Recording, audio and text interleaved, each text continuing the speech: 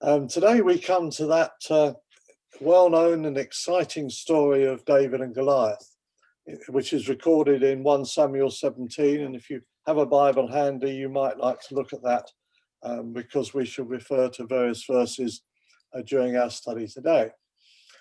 Last week, we looked at how God selected David to replace Saul as king of Israel. And the pivotal verse is 1 Samuel 16, verse 7. The Lord does not look at the things people look at. People look at the outward appearance, but the Lord looks at the heart. You will remember that David was the youngest son of Jesse, who was an elderly man. David was given the task of looking after the sheep of the family, and they did not consider him to be worthy to be brought before Samuel. But in the event, David is anointed in the presence of his brothers. And you may think there's some parallels there with the story of Joseph that we have looked at previously.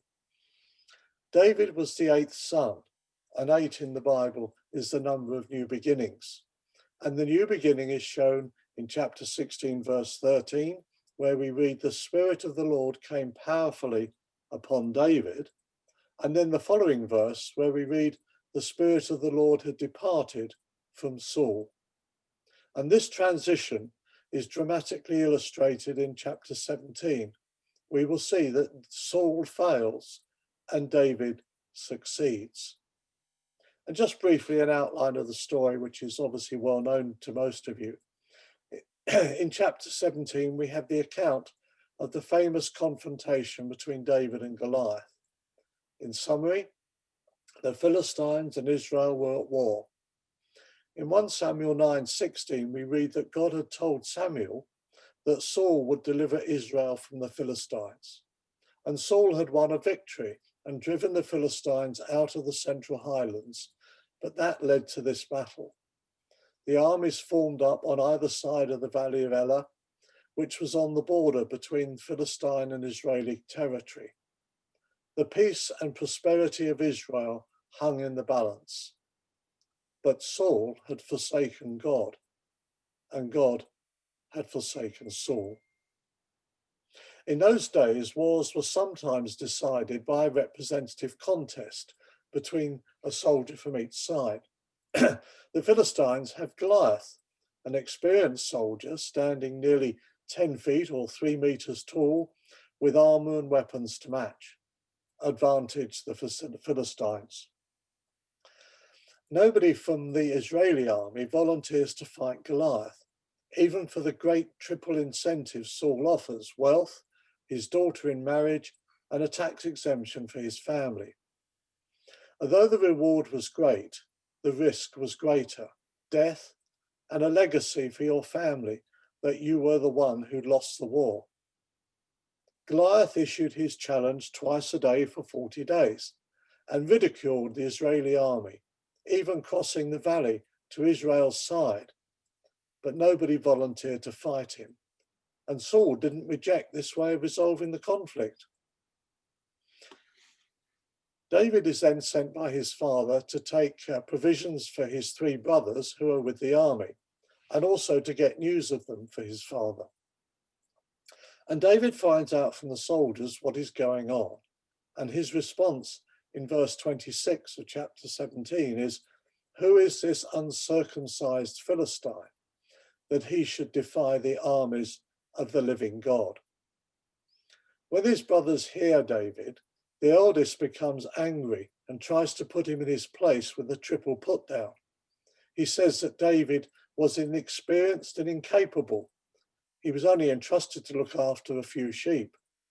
David was conceited. They had seen him anointed by Samuel, and David had a wicked heart. He'd just come to stir up trouble and see the battle. But David was not put off.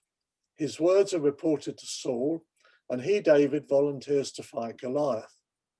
Saul rejects David's offer on the grounds of his youth and inexperience. But David recounts his experience of God rescuing him from a lion and a bear, and he is confident that God can deliver him from Goliath. Saul agrees that David should fight Goliath and offers him his armor and a sword. But David rejects these because he's not used to them. David goes out to meet Goliath without any armor or conventional weapons, just his sling and a staff which Goliath calls a stick. Goliath is insulted, and the rest is history. This passage is a good example of the principle of God using weak things to achieve his ends, so that he will get the glory. And this is spelt out in 1 Corinthians chapter 1 and verse 26, where we read, "Brothers and sisters, think of what you were when you were called. Not many of you were wise by human standards. Not many were influential. Not many were of noble birth. But God chose the foolish things of the world to shame the wise. God chose the weak things of the world to shame the strong.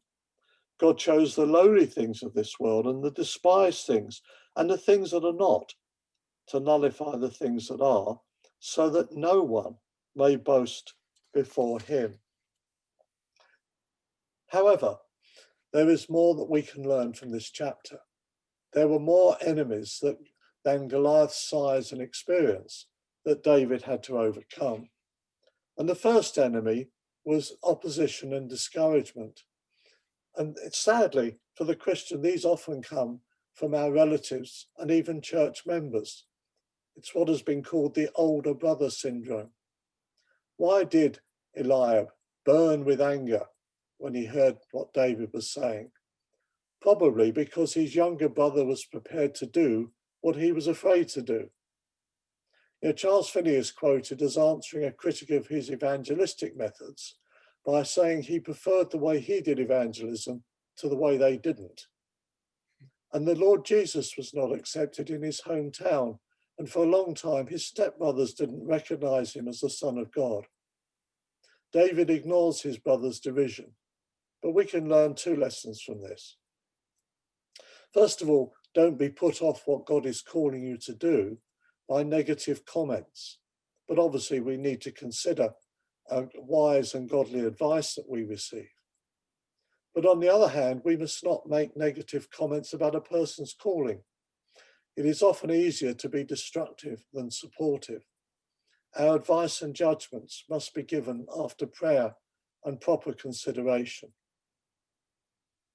The second enemy that David had to contend with was the wrong perception. The Israelite army looked at Goliath as a man-mountain they couldn't beat. And David asks, who is this uncircumcised Philistine that he should defy God's enemies? The soldiers see Goliath as a man they couldn't beat. David sees him as an enemy of God, who God could beat.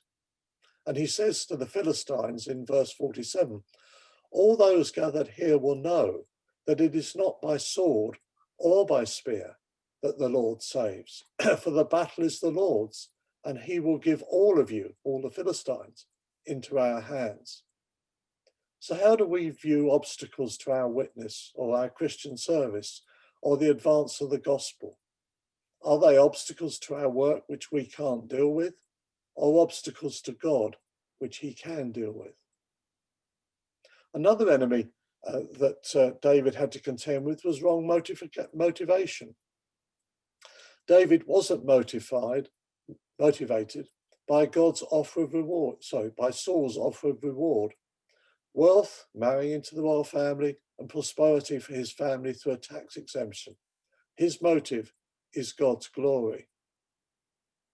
And David had to contend with the fear of failure, and which is also known as the lack of faith. If we act in accordance with God's will, we cannot fail, because our task is to follow him. If we don't follow him, that is failure on our part. Don't expect the results of serving God to be immediate or predictable.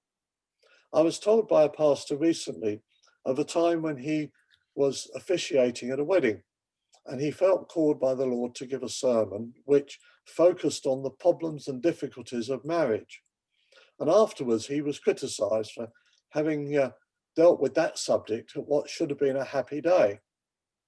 Well, some years later, he met the couple and he asked them how they were getting on. And they told him that they had had lots of difficulties and problems to deal with, but how looking back on his sermon at the day of their wedding had been a blessing and an encouragement to them. And so the pastor knew then why it was that God had led him to preach that sermon. And then we can suffer, and David could have suffered, from underconfidence in God, not remembering the victories that God has given us, but only our own failures. God had tested David privately with a lion and a bear, and now he was to test him openly with a giant. If we are faithful in the private battles, God will see us through the public tests.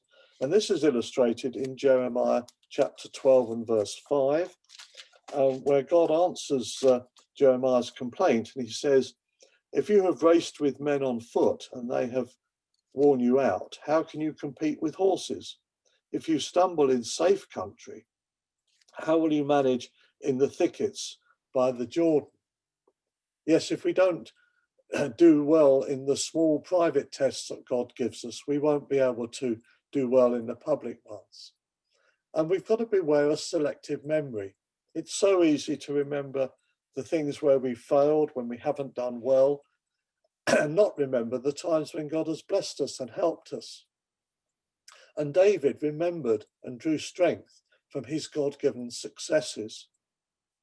This problem of selective memory made me think of a famous Monty Python sketch when a character is planning a rebellion against the Romans. And he says, "They've taken everything we had, and not just from us, from our fathers and our fathers' fathers. And what have they given us in return?" And somebody pipes up, "Well, the aqueduct." "Oh yes, the aqueduct." And somebody else, "And the sanitation." And so it goes on, a long list of all the things that have been provided. We must beware a selective memory. We must focus on God's victories. And then we must not only beware underconfidence in God, but we must beware overconfidence in ourselves. When God gives us success, we shouldn't appropriate the success to ourselves and then be confident in our own ability. That's a recipe for failure. And David is clear that he only beat the lion and the bear because God rescued him. And then the last enemy that David had to deal with was that of imitation. Saul wanted David to wear his army and use his sword, but David wasn't used to them. He couldn't imitate Saul. And God has given each of us particular gifts and abilities. If we see another brother or sister being blessed, we shouldn't expect that if we imitate them, we will be blessed. We must work in the way that God deems best for us. Will you put down the sword and pick up the pebble? So in summary, most of us are engaged in the battle for the villages: Alfold, Lockswood, Ifold, Plastow, Curdford, Whisper Green, Fittleworth and others. And we must fight the same enemies that David fought: opposition and discouragement, having the wrong perception of the battle, the wrong motivation. We must be seeking to glorify God, the fear of failure or the lack of faith. We must not have underconfidence in God or overconfidence in ourselves. And we must not imitate the way others do things. We must do them in the way that God leads us to and has gifted us to do. This is not our battle, it's God's battle. Don't try to fight in your own strength. If we have faith in God, we will not fear failure. And I would lead us to this hymn, which Paul is going to play in a minute. He who would valiant be against all disaster, let him in constancy follow the master. There's no discouragement shall make him once relent his first avowed intent to be a pilgrim. Thank you for listening.